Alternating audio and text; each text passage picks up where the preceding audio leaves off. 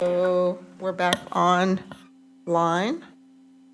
And so what I'm going to do is first comment, I don't think we had any motions relating to our two legal matters that were heard. So the next one in our order, and I haven't forgot about something else, is PD2, the Police Department, $271,000 in additional appropriation for additional Greenwich Police Department overtime. So is there a motion to approve? I'll make the motion to approve $271,000 for police overtime for the school security. And Nisha, second that? Those in favor? Aye. So that vote is 4-0-0. And we thank you both for coming and spending your time. And I know we're running a little bit behind here, but we also appreciate your being patient. Thank you very much. During our, we'll just move on here. Our next application is NW2, Nathaniel Witherall, which is an additional appropriation for the chapel window replacement for $13,000. This is in your packet. This is a capital request. During our budget meetings in March, the Nathaniel Witherall did ask for this item in their capital, and very kindly, the Friends of Witherall offered to pay in full for it.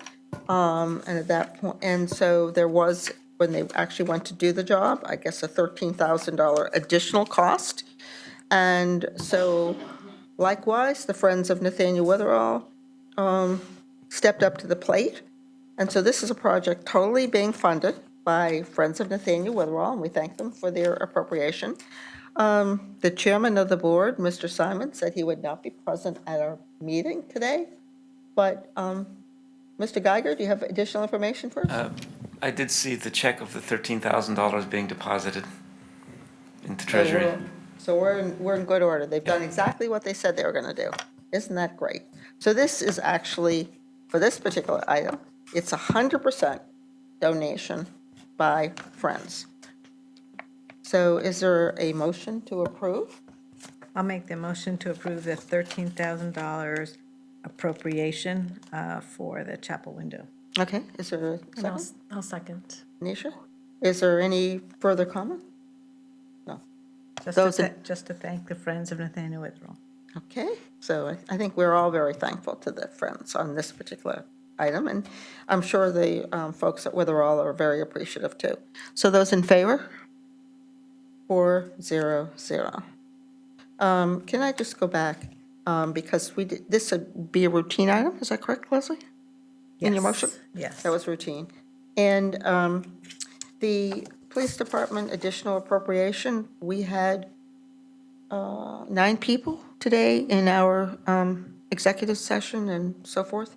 Are you making this as a routine, or would you say that's non-routine? I would say it was. I would make it routine because we really debated the issues last month when we did the larger amount, and I think our members are aware of the change in approach.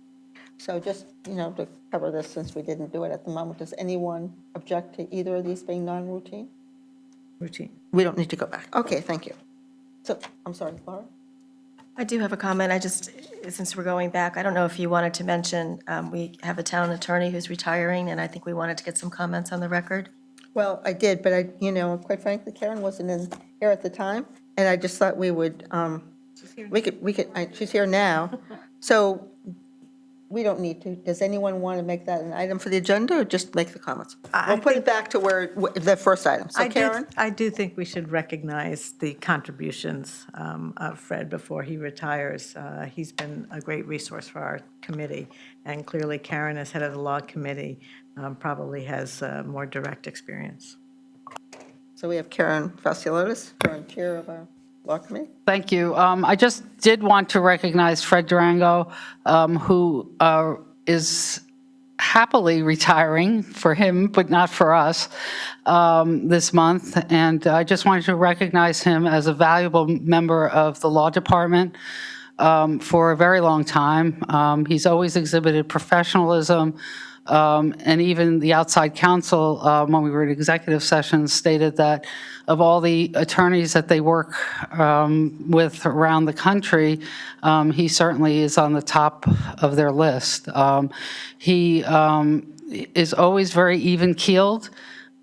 He's always very has a attention to detail, and his expertise and his knowledge certainly will be missed. But we wish him well, and wish him a happy retirement, and hopefully he can do the things that he wasn't able to do as he was defending the town very ably and very aptly.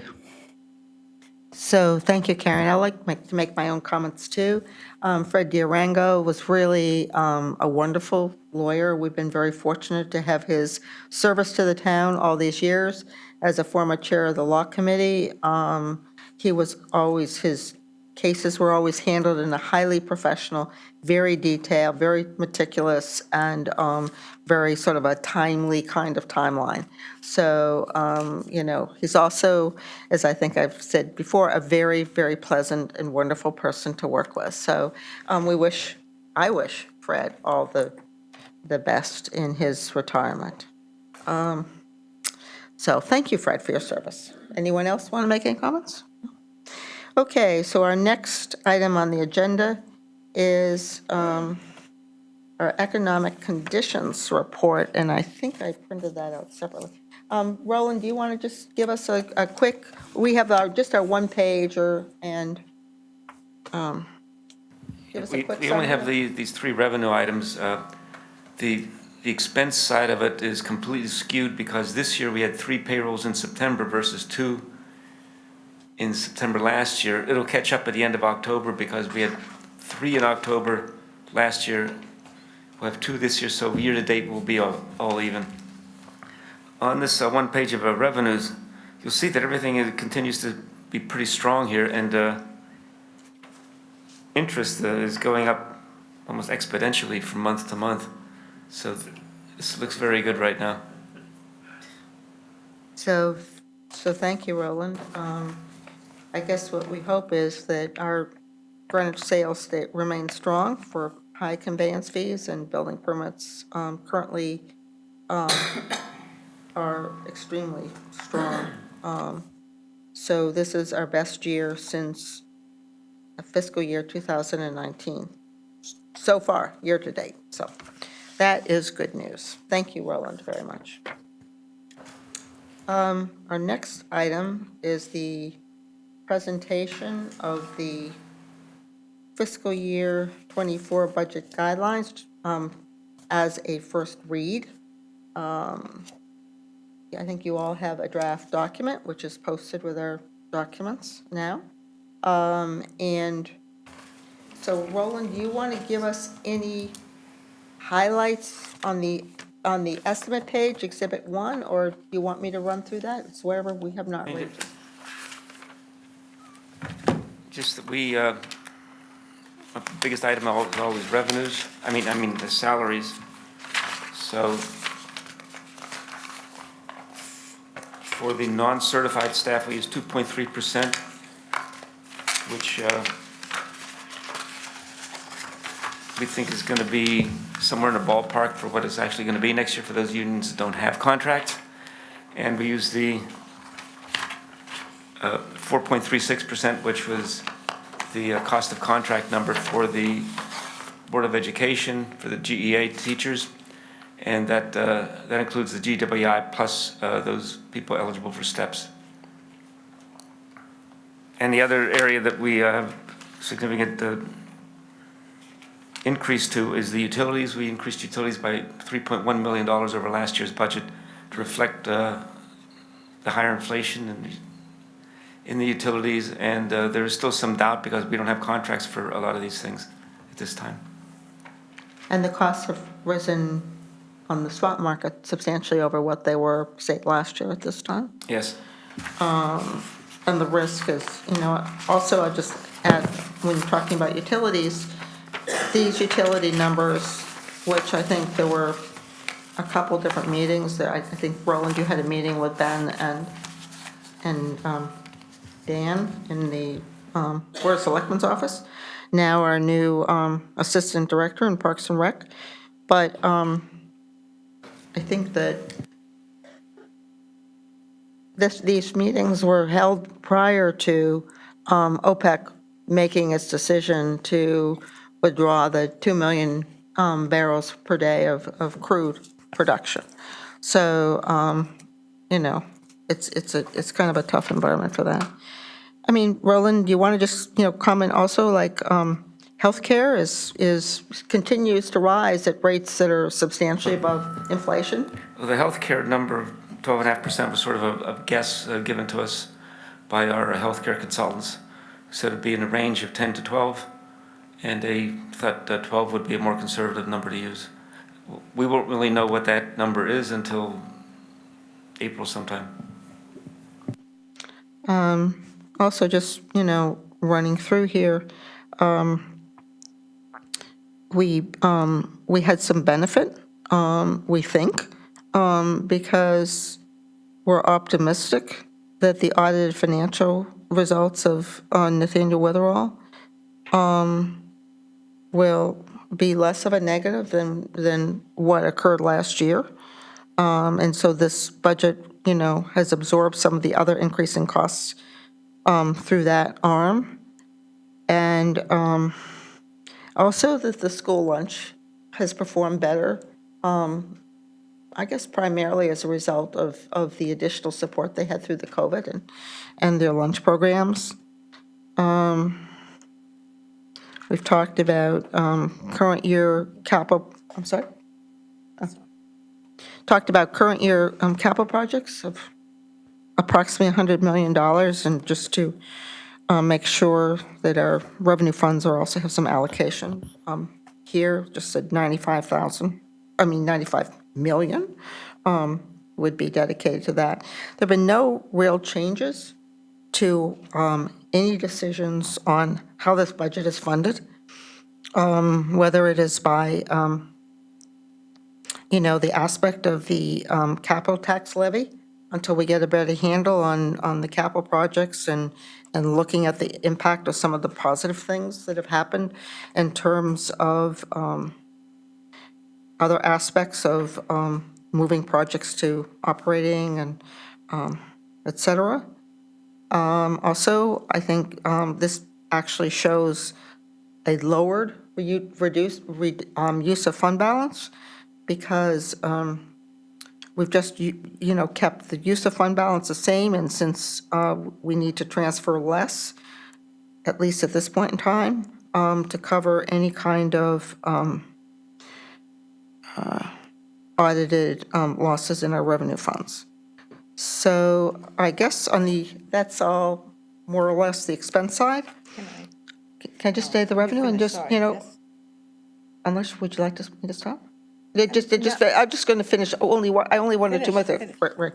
So on the revenue side, we do have a change. Roland's worked with Lauren, and she has indicated that based on where they are today, she thought that we could have an estimated increase in the grand list of 0.7, which is, it's never, to the best of my knowledge, have we ever been even to 0.5 at this point, Roland?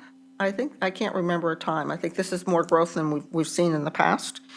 And we had one other change, and that was really, Lauren at the same time offered that, based on what she knew when she provided the numbers, that there may be less need for the town's senior tax relief, only based on the historical applications of, who's applied and who's eligible.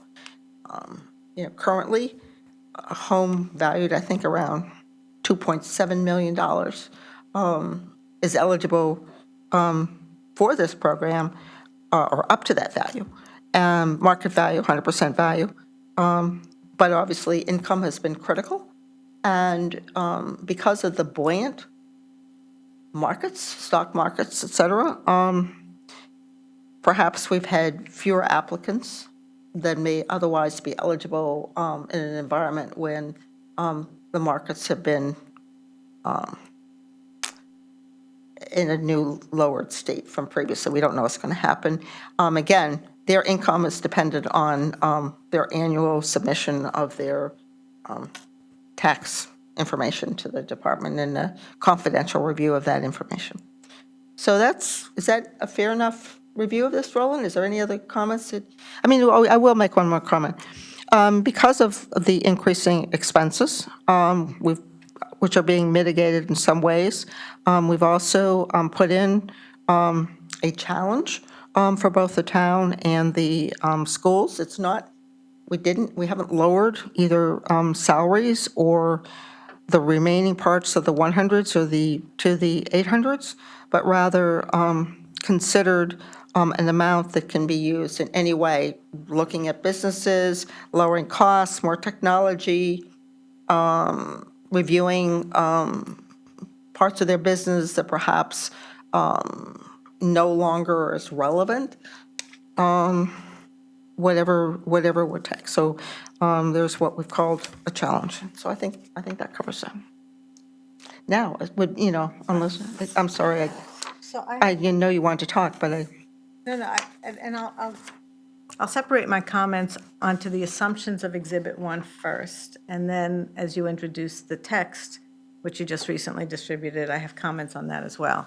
But I do know that Exhibit 1 does have more than just a couple of line items, which are assumptions, and they're business assumptions. Sometimes we rely on our staff to estimate those, and sometimes we just insert a BET member's approach. And I know you've created this Exhibit 1 with the help of the Finance Department, but it reflects, your input on what's here, along with, and I believe our chair worked with you on this.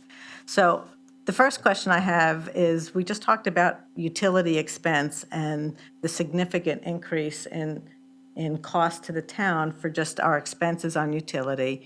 And I think you referenced high inflation. So my first question is just about the 2% that's even reflected on this chart, which is a lower increase than we had in our 200s to 800s and then some of the 100 lines before. And my guess is, my question to Roland and Pete, in your experience, forget what kind of bottom line number we would want, 2%, does that seem... That seems low to me, and I just wanted to get your reaction. I do think that 2% is very aggressive in light of the inflation, in light of what utilities alone are, and that drives a lot of everything gets shipped here, so those costs are all going to be coming our way. So that's an inflated assumption that we just have to recognize, or an aggressive assumption is the correct word. Then we move to other revenues. And because I want to skip capital for now, but other revenues, which is increasing 4.5% on this chart, I believe in the text you kept conveyance tax and building permits at the current levels and increased the rest of the revenues by a certain amount. And I just wanted to revisit the details of that calculation to see, Roland, if you can help me and the comfort level of whether that's an aggressive assumption or if that's reasonable. Well, basically, all of the revenues were unchanged budget to budget, other than interest. So that's the only thing That's the only thing that changed. So state revenues and bridge revenues, and I have to tell you, I can't remember what we put in last year or Yeah. not. They vary every year. So that just reflects higher interest expense, which we probably can't anticipate. When it comes to the... actually, can I just add that on the interest, that number, and I believe others were involved, was $2 million increase on interest. It was $1 million, and now it's $3 million, just to make sure that, we're disclosing everything. And we do talk every month about conveyance taxes, and we sort of expect the bubble to burst at some point in time. values of homes are higher, so, that's a positive on conveyance taxes. On the other hand, we're hearing that there's fewer homes for sale, so there's always the question of, will that come back to some prior years' levels before the COVID impact on conveyance? We So don't know the answer to that. I too was nervous about that one, and I'm still watching it very closely, Leslie. But in fiscal year '22, we came in, it's for a budget of at that point, 5 million. We came in at 4,600,000 additional to that, so almost a double number. So to me, looking at where we are relative to the budget that we have for this year and then looking ahead, it's really a 50% reduction from, approximately, from our actuals. So keeping it flat rather than, adjusting it. I too get very nervous about those numbers, so I am concerned about that. A couple other comments, and we'll talk about just the senior tax relief, which here is indicating that it's going to drop by 100,000. I'm not sure that's something that we typically would signal in guidelines. We do set the budgets in February and March. Later on, we have more information. We understand what the trends are in the town and the number of properties that might qualify. So it's a small number impacting the bottom line, but I'm surprised to see us modify it at this point in time. It was volunteered, though, by the assessor. It wasn't, After he was asked whether she had anything to volunteer, just like the 0.5 to the 0.7. So, it's a small number, but it surprised me to see it in here. And then to turn to capital, look, we'll continue the disagreement or the discussion we have over what the right capital number should be and certainly what the capital tax levy should be. I continue to believe that we are not planning for the future or taking care of what we need for future investment, regardless if there's a slowdown in capital in the near term. We know that it's there and that it's coming. And by keeping a capital tax levy, which drops to the bottom line, is very misleading in my mind. It's going to be the limiting factor for investing in our infrastructure, and that's not proper financial planning. The current year capital project number we'll talk about probably more extensively in the text, but I think you're aware that the fiscal '24 number in the budget we approved was $218 million. So it's a big difference here, and there's projects that we're making at the time of the budget level, the assumption that they're not going to be funded, they're not as important and prioritized as other projects. And certainly that whole process of how that gets determined and how that $95 million in an Exhibit 1 shows up. And then I just have a general question. The approach here of having a challenge budget, which we'll talk about again within the text extensively, but Exhibit 1, if it's supposed to reflect the level services budget, our starting point, which is what it's always been, which is what we have. I hate to use the word always because we tend to have exceptions. typically is probably better. But typically, it's what it is. And while the departments probably only look at the top half of this form, there are other audiences that are looking at the bottom half of this form, going down to mill rate and proposed mill rate increases. And I think it's incredibly misleading to have something that's interpreted as a level services budget without calculating it to the bottom line to see where we would be. And you and I both know that number. We've looked at it. It's 3.6%, not 2.6%. And I think as we discuss this approach and figure out what the approach is in the guidelines and what we're asking the departments to consider, we need to do that on two separate charts. There needs to be one chart that just shows level services budget if we're rolling over our continuing operations, continuing head counts with known labor, known estimated inflation rate, that typically we would create that. And that chart should be in the packet that should be Exhibit 1. If you want a new Exhibit 2 that says this is the budget that you think the BET should be approving come March, and we may agree or disagree on what that what that is, but that should be a separate presentation, because I think this is misleading as we currently have it in the packet. So just a comment. You commented about the environment, and just last week, we had, a public seminar on, sort of distinguishing versus our various residential constituencies. And so what we have is an issue here where not only we're estimating at this point in time that things like utilities are going up 54%. They're not only going up for the town, they're going up for all of our residents, and they're going up, whether they own directly or whether they're paying rent. Their rent will go up, or, utilities will pass through depending on, their type of lease. But I think we have to recognize that we're in a different kind of environment. The other thing that you and I have really struggled with, I'll say, is we put into the budget guidelines certain things to ask people to come back in terms of being, or not people, but the departments and the department heads. How can we work together more efficiently? Where can we save money? Where is the redundancy? Where are things that probably historically need to be looked at? They're not utilized as much today, and very many other things. And the bottom line is, we're not really seeing responses to those kind of questions. And, I think we'll get to this, but trying to put forth something where everyone works together, just trying to take yet another direction at the same issue.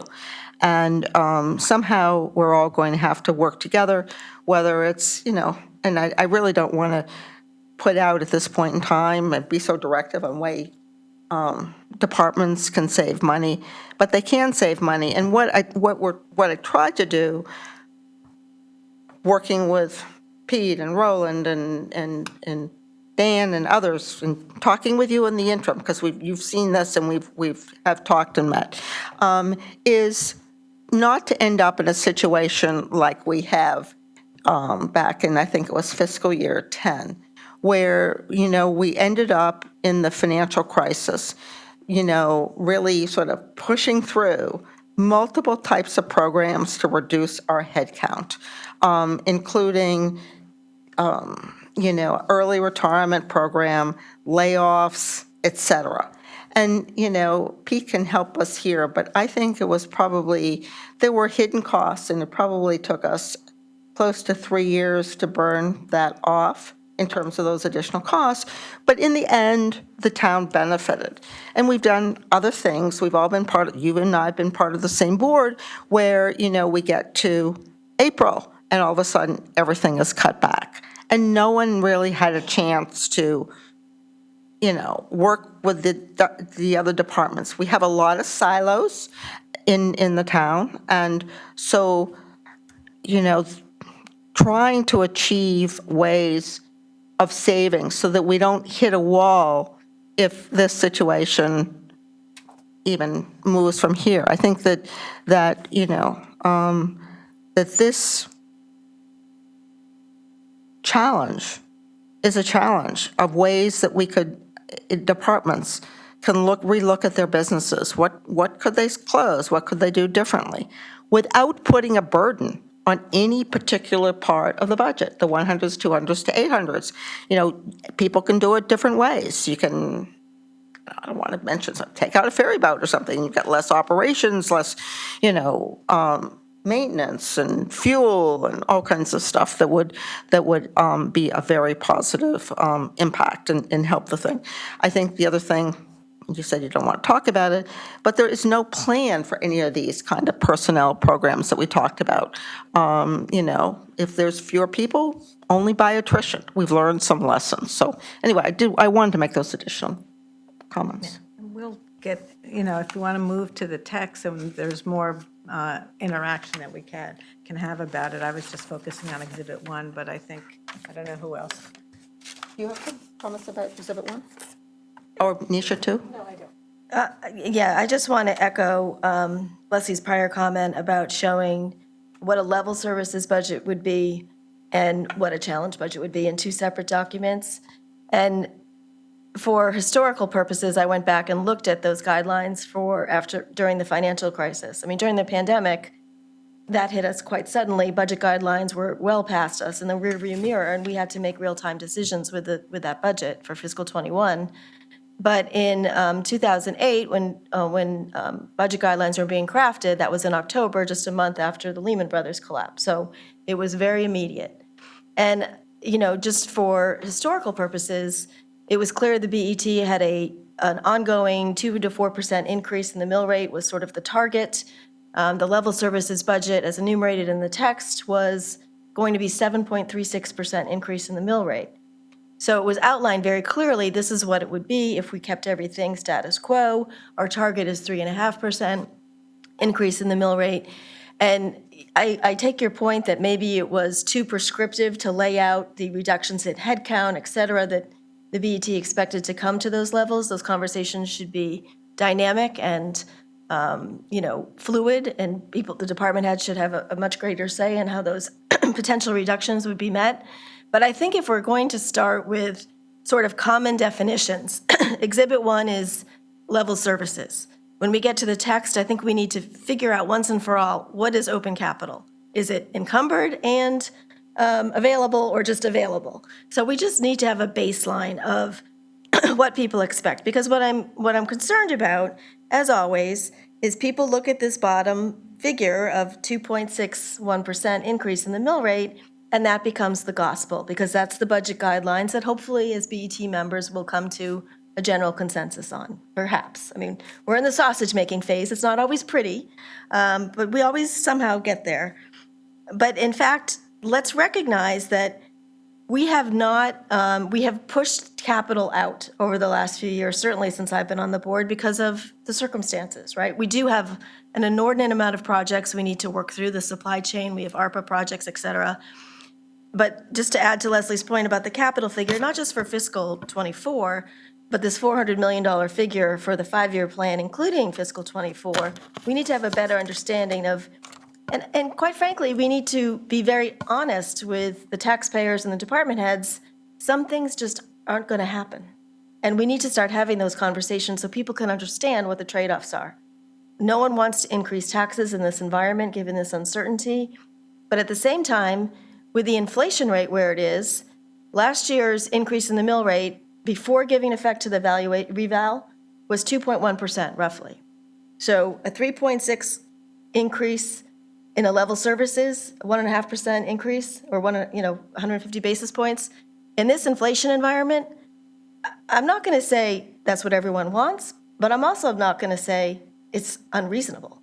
So let's just recognize that our starting point should be level services, Exhibit 1, and then I think, to your point about we ask for initiatives, we ask for information. Over the years, it hasn't always been forthcoming, and there's got to be a better way to do that. This is perhaps more of a stick than a carrot. I don't know how we make those conversations happen, but I think we don't want to shut down those conversations either, not knowing the impact that everyone in the department is going to look at that 2.6 and say, oh no, what doesn't get done? Who doesn't get hired?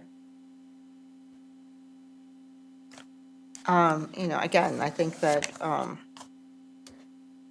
to your point, and to Leslie's on capital, one of the issues when you raise what last year says for this year in terms of capital is basically, with due respect to all of us involved, that we're focusing on the next fiscal year. And so just push everything into the following year that isn't done. And there's no discretion for saying exactly what Laura is saying. Well, maybe this project will never get done, or maybe this is something that we should be deferring for 5 years. We can't take on any new projects. I would just make a point on encumbered. Remember, encumbered is contracts. And so, let's just say we have I'll call it $60 million, because that's the number that Tony said last year for Central Middle School. When that contract is signed, that then, like all of these projects, goes into encumber. But there's probably still, and we know sometimes it's many, many years, but probably at least 2 or 3 more years of work. So the system, the way we report it or collect it, it isn't exactly black and white. And when you have it encumbered, yeah, there might be a billing issue of a month or 2, because, if the work is done and paid for, it goes into the next category. So I just want to make sure that everyone understands that encumbered, just because it has a contract, generally means there's still work to be done, and that work might be done in 3 months, 6 months, or 2 years, or possibly, depending on what it is, longer. Nisha? I'll just make a comment. I hear both sides of this, that, we of course want to present a scenario where, if it were status quo, what would these numbers look like, that perhaps, maybe present a more realistic view of what the budget would be. Whereas this is, in some sense, too optimistic, considering everything else that's going on. That being said, I think it's important to recognize that, there are a lot of inefficiencies in government. We know that. Many of us that have come and worked from the private sector can recognize that. Some of it we can't do much about, because that's just the way it is. But in economic environments like what we're facing today and what we had back 10 years ago, that's when there are opportunities to make decisions that, when you present a budget like this, I think it's important not to anchor departments and say, well, things are going to be the same. So I think this is the right way to do it. And also, in some sense, I'm not saying there's going to be signaling of, cut A versus cut B, but I think it's a good opportunity to see what can we do? Are there opportunities to make, make it more efficient? Are there opportunities, outside of, and maybe there isn't, and then we can have that conversation again, but I don't think this is necessarily completely out of line. So, I support the way that this has been shown, and although I hear the comments that. It could be shown both ways, both charts in, just so you see it. So should I turn to the text now and comments? So we have this chart, and that's something that I know has been worked on, and I have seen iterations of it over the past few weeks. So have understood the assumptions that went in up until the challenge assumption, which was just recently added. But the text only was shared yesterday. So to be fair, at least to me, Laura, I think, only got it today officially. I did share my version with her yesterday, I'll admit to that. But I did ask you what I should do, and I think you said so. But the text adds another, one, it's confusing to me, but I do have overall problems with the approach that's being taken here in these budget challenges. Because you say the departments can do what they want to do, but it is prescriptive, but the language doesn't really say it's prescriptive. It's trying to do it in a little bit of a cute way. But it also, to me, shows a lack of longer-term planning, because we're focusing on 1 year. I think we all agree that the inflation environment is a new dynamic. We don't know where it's going. We don't know what future challenges will be for our economic situation for the town. And if you ask any resident, do you want your taxes to go up? The answer will be no. But then if you ask the question, do you want your taxes to go up if we're going to cut A, B, or C, you may get a different answer, and you won't get the same answer from any 2 people, most likely. So that's the challenge that the BET has always had. But the solutions here, I'm really concerned with the approach taken here and whether we get to the right solution. First of all, as Laura pointed out, the 3.6 mill rate starting point in and of itself would not have triggered alarm bells to the BET in past years in October, because we have lots of things change between now and February and March, where both positive and negative. But here what you're saying is you believe there's a whole lot more negative than there is positive, so we're not going to get that benefit. And a tax rate of 3.6% increase is something that should be evaluated to try to get lower. But there's some pretty drastic requirements and suggestions in this draft text. First of all, I don't think it is as written, and this could just be a presentation issue, it's very clear that it says level services budget, but we give you a challenge, but here's the budget levels we're expecting you to maintain. That's not an optional request here. As I read what you're intending, is it's a demand or a requirement, whether they comply or not is a different issue, but a requirement for them, for the town as an aggregate and the Board of Ed as an aggregate to come in at certain dollar levels. And I think we have to be a whole lot more honest about that presentation in the language. In many of the numbers throughout the text, the assumptions generating them in the source documents are not identifiable. We need to be clear about what the source of all these numbers are through footnotes or parentheticals. But, we reference, people can find numbers purporting to be the same information and they're different numbers. And so we need to be clear about that. How the challenge number for the town versus the Board of Ed were calculated, not clear. The Board of Ed's 58% of the total budget, but 64% of the reduction. So there is some decision to make that the Board of Ed should have a higher percentage of the reductions in here.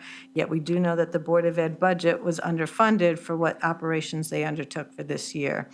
I know that there was a calculation of what the headcount impact would be, and I'm wondering if it wouldn't be more, again, transparent to say you can figure out how to meet these levels any way you want, but if it's in staffing, which is 85% of our expenses, this is what the staffing impact, what it relates to, because that makes it more meaningful. And then we should worry about all the capital projects that we move to operating expenses, and we're worried that, will they be funded in the future as they're in operating? We need to keep our eye on that, because that's a source of funding now that some of the departments have to modify their approach to those things. When it goes to other suggestions in here, for example, the consolidation of core services, what this draft document says right now is you're mandating the completion of at least one consolidation. And I have to say that is, to make that statement without any underlying analysis is just bad government, it's bad process. The first question you have to ask is why? What's our goal in consolidation? Is it cost savings? Is it control? That is not identified. The document is very silent on that. And then once an area is identified, first of all, process, to think about doing more than one would probably not be a good path to follow because of all the issues that we typically have, and we've tried this in the past. Second, there needs to be a process for identifying the impacts. You have to know the pros and cons before you go into the thing to decide whether it's the right one to go for and what the outcome is going to give you the results you're looking for. You have to show proposed new structures and reporting lines and what the responsibilities are going to be. You have to develop the accountability systems. Is the thing working correctly, and how do you know it's not working correctly? And then you have to develop, what do you do if something's not working correctly? Those people that lived through the consolidation of the Parks and Recs Department, taking over the maintenance of the Board of Ed fields, it was a disaster. It was mandated by the BET. It says it's going to happen next month. It happened, and nobody there was just no conversation, no understanding of how it would work, and it took years to figure that one out. Were you on the And BOE then? I was not. It was before my time. It was like in the late 90s, I think. Maybe Harry was on the BET then. I don't know. And there's still problems with the conversation because, you have a facility that serves one major organization, and yet the management control is by the other organization. And unless you have good processes, you're going to have problems. And, even look at the print shop, right? The print shop didn't go so smoothly. And how many new printers were purchased in Town Hall after we moved the print shop over to Board of Ed control? I mean, people look for workarounds. That was a simple one. In the end, we're not going to have a negative impact because we don't print as much anymore going forward. But, I wonder. And use of outside vendors, you didn't add that to your comment. How many outside vendors they use for printing? Yeah, I mean, so again. Just adding to your A comment. good process will help answer those questions when you start it. I don't know what the goal is. You know, we heard in our meetings that we've had at the Budget Committee level for several years now, IT, both Tom Klein and Michael Ting from the Board of Ed have said there is not that much overlap with how we run our organizations and the issues and the problems we solve and the way that we're set up and the user base that we have and their communications working, and, you know, maybe the BET thinks differently about it. We had purchasing in talking about those things. And I know that you don't believe we talk to everybody who's doing RFPs and purchasing, and there's questions to be asked. But I'm saying to put the language that we have in here is we're mandating a consolidation without identifying what our goal is, which one we're doing for, why we're doing it, bad government. Here we have, you also ask for an approved plan from the Board of Ed for efficiencies due to declining enrollment. And an approved plan by the time the Budget Committee talks to them, we're the first ones up, February 1. That means in 2 months, they have to have hard, you know, a plan for you. Again, kind of unrealistic, and I think process is critically important and something that affects families and kids and as much of our facilities. And it's not simple of, well, we'll obviously close School X and move those kids. It's not just that, because it affects middle schools, and it has to be done thoughtfully. You mentioned the Board of Ed, special education, you know, when are we going to see the impact? Can we handle some of this outside of this meeting? I mean, you know, I or just- summarize the I just key think this- points. this If you dr- summarize some of the key points, you can finish your points, but I think some of the points, I agree with some of the details you're talking about, but I think if you summarize your points rather than going as much detail. Well, I think it's important because this, you know, what is our process to approve these things? And we have to talk about that. But the last big point is capital, which Laura and I both have touched on already. You know, and our concern last time is we're kicking projects down the road. The reason that this year's budget is $213 million in the fiscal '23 budget for, not this year, but fiscal '24's estimate, because we're rolling things over. So we're not funding things. We're going to continually have to roll things over. And the text right now says it's just central, high school remediation and maintenance. So one, it's not including Western remediation. That's a question. You raise the issue on timing. But They do, I mean, to be fair, they already have approximately 10 or 11 million dollars, something like that, in the range of money. And as we know from MISA, that, you know, all the approvals, the public hearings and so forth, there's a delay front on the fact. And then once you get to the project, that doesn't end the testing, the continuing testing in terms of everything. So I just think that people have to be realistic about what's put in also. And I think the guidelines should have a sentence that we support this project as expeditiously as possible and will appropriate it when needed. It probably might not need money in fiscal '24, something like that. I'd just like to But make that's not another statement. I referenced. think it was me that put the initial work for the remediation into the budget for the initial A&E, and I think you seconded my motion. It did not come out of the BOE.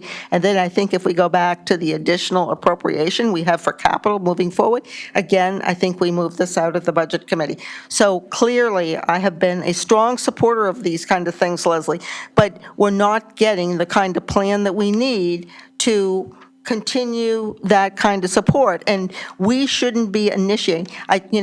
I tend to think the kind of projects that are being initiated are fun projects. But when we have still waiting to get reimbursement for projects, Hamilton Avenue School, Glenville School, MISA, New Lebanon, and how many years did it sit without, the reason we can even apply is because they never got their C of Os on many of those schools, so that we could even move it forward. So, I think it's, you can talk about these things, and look, I'm not disagreeing with you at all, but we need to work better together because we have to close out our projects. We can't just do the fun, front-end stuff and skip the end, and we need to make sure, and so rather than focus on the departments you're talking about, maybe it's how do we address our construction management? At one point, this BET Budget Committee put into its guidelines, approved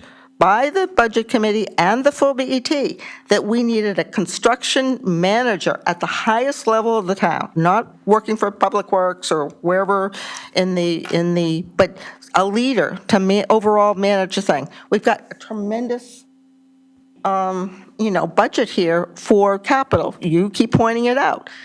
Maybe it's high time, rather than some of these other things, that we prioritize construction management as a way for leadership and start taking it. Remember, capital is always in the town's budget. It's not in the BOE's budget. So we can take a stronger hold on some of these issues if that's the direction you would choose to go. Point, it's something that we've discussed in the past. It gets down to, again, organization and what role they play. Are we taking responsibilities? How do the responsibilities shift from the departments? I'm not sure we'd get much pushback from a department to say, yeah, if someone else wants that headache, they can have it. But there's a question. We now are having how many different building committees for Board of Ed projects because there was the charter change and they're moving forward. So there's volunteer organizations that are running these projects, not the town's staff. The Was Board of that Ed a charter staff. change or an ordinance change? It was charter language change. It was a by the charter, RTM. not They ordinance. changed that building committee language. If we check the latest edition of the charter, I think that's what you'll see. So on capital, we've talked about this a lot, but the text really limits what the new capital will be. I think we need a conversation about that. It also doesn't raise the tax levy, which is being, not planning for the future. Yes, it has a direct impact on mill rate. I understand that, depending on how we fund it, if we fund it that way. But this $400 million for 5 years, that number appears in this text. There's no context. There's no way, there's no justification for it. I know the First Selectman's Office has asked for guidance on what it is for a capital plan, so we don't keep getting capital plans coming to us twice I the think it was size the that we town administrator, correct? But, the capital plans we get come in like twice the size that we ultimately approve, and it's frustrating for everybody, for us as well as the departments, and they're looking for guidance. But, what's the basis for this guidance? Is it just the financial number of what we can afford at a $52 million capital tax levy using 5-year bonds for every single project? Or are there other things to look at? Or is it there's no basis for that number, and I think it has to be better justified before we ask the BET to either vote on that or it should be removed from the documents. Why do we do studies? What's not going to be done? The Board of Ed master plan's not really being implemented. The field study we paid for, that was something else. Crying need for the town. None of those projects are getting paid for. Hamel Rink, the committee can be dissolved and reconfigured again in 5 years. There's fire engines. Are we going to start breaking down our fire engines if we never fund another one? It's been 3 or 4 years since they started asking, and it hasn't been funded. So I think there are clearly real implications here. The way the text is drafted, it doesn't ask for a conversation about those things. It says, this is what you should be presenting to us. And so I have, significant issues with the way it's presented, both in just the text and the language as well as some of the concepts here. We can work through text and language. We'll figure out how we work through and see if we can reach agreement on the concept, on the substantive stuff. But there are challenges in the document as well as I understand there are challenges in the budget. Thank you. Well, do you have more comments? Are you? No, I feel like Leslie needs to take a breath. I'll drink something now. I think I just like to warn people, I don't mean to, is that there's a meeting here at 7 o'clock, but we technically lose. I'm sorry. And No, so that's okay. So what I was going to say is, we technically end our time here at 6:30. Only because they have to set up for the meeting, et cetera, for the people. Okay. So I just wanted to give that warning. I'll be very brief because I think it's important that you have time to summarize what are the next steps. But I would just say in the second paragraph, and I don't disagree, that fiscal '24 is going to be the first of several difficult years, but I also think we need to give some context. So back in 2008, when the financial crisis here, our fund balance was basically non-existent. And now we have a very healthy fund balance. So I think we need to make some positive comments about our financial ability to withstand, some would argue is a normal business cycle, right?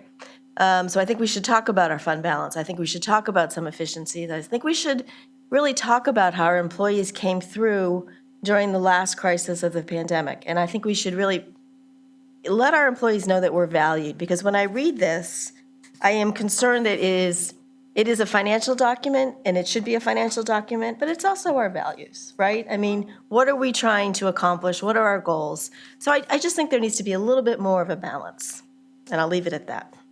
Okay. No, I thank you for these additional comments, and Leslie for hers.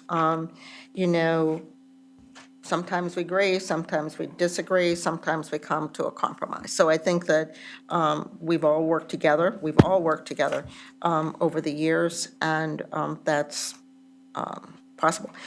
The only point you comment on the fund balance, and I agree with you. We are very resilient. We have, we've all worked to manage that. But 2008, Pete, you're going to have to help me. We were just sort of transitioning out of our pay-as-you-go, 100% pay-as-you-go system, right, Pete? And so we had this huge negative fund balance, and we were sort of coming out of it. We had started issuing debt, sometime, whatever, back there. And we were told at that point in time, or approximately then, that we needed to keep 5 to 10% fund balance, which in the private sector terms, you would say, oh, gee, that's about 15 to 30 days of working capital. That's sort of the relationship.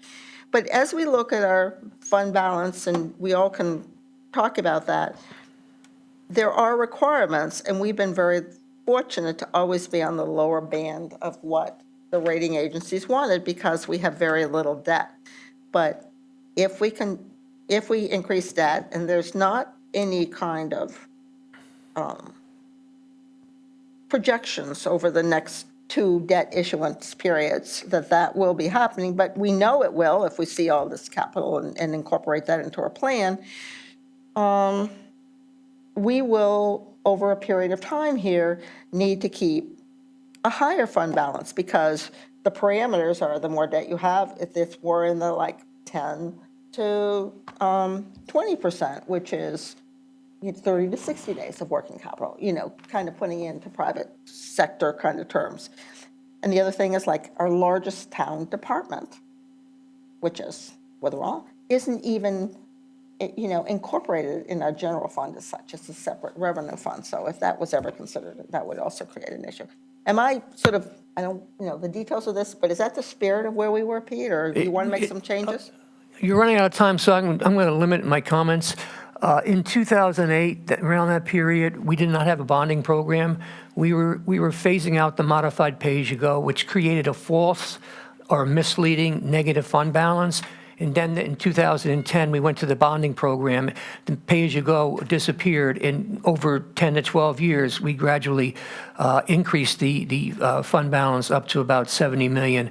If you compare it, if you use the fund balance policy, the figure now is we've crept outside of the target of 15% up to about 15 and change. Yes, we have a very healthy fund balance, but yes, we also use it. We average over $20 million a year of that fund balance. So because of time, I'll probably get into it more as we move into the future discussions. I know we're limited for time. Right, and I would suggest that that's a good discussion to have. So, we are going to need to have yet another budget committee meeting before our next one. And I think that perhaps Pete giving us just an overview here would be constructive, because I think that, again, is the context of what we're doing here and, getting it all out there. So are we ready to wrap this up? Do you think we should What's the kind process? of arrange for a special meeting? How much time do we have? Do we think we could meet Monday morning to kind of do So- some behind-the-scenes work in terms of working on your ideas, or, So the goal to try to Laura's- get it on Monday night's BET agenda? well, we'll have to ask the chairman that. Is the goal to get it onto the BET agenda Monday night? Thanks for the question. Certainly, first thing, we should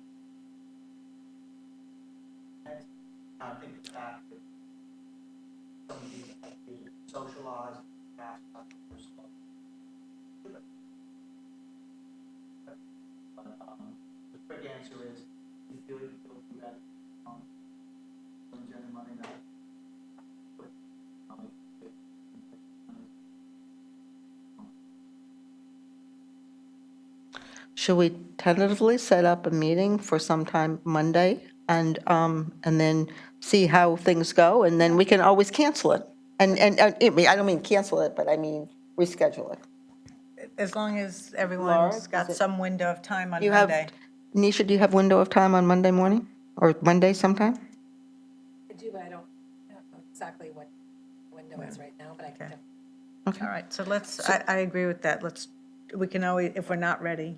But I think what I said to you is I can give you specific wording language on the draft that you proposed and have the conversation go from there. Okay, so we'll try and set something up on Monday. With Leslie, could people. you give, sorry, Leslie Moriarty, could you give your proposed changes prior to Monday so we can review that? That would be the goal. That would be the goal. Okay. Yeah. So, okay, so I think we have a tentative schedule, which we'll set up. Nisha, do you think you'll know by tomorrow morning? I'll know as soon as I get back to the house. I just need to have a Oh, couple okay. conversations. Okay, so as soon as Nisha finds out, she's just going to let us know. And Laura, you said after 10 o'clock on Monday or after? Anytime, I would say between 9 and, we need to wrap up by 3, so I wouldn't schedule it beyond 12 o'clock. I think if we could try and do it in the morning, that would be great. Okay, thank you. So we'll move ahead on that. And the next, So I make a motion to approve the September 13th meeting minutes. I'll second. so Leslie and Nisha, those in favor? I think there might be a small typo in Mr. Budd's name, In what? Jonathan Budd's name. I think it's 2 Ds. I've seen it both ways. Maybe I think it is. It's just that we can check that, just with, there might be a couple, Yeah, 2 Ds. it's 2 Ds. So I think there's a Scrivener's error. Okay, But well, aside from that, If there's any like that, we'll fix that. And then I'll make a motion to adjourn. No, so did we approve the motion, Yes. 4-0?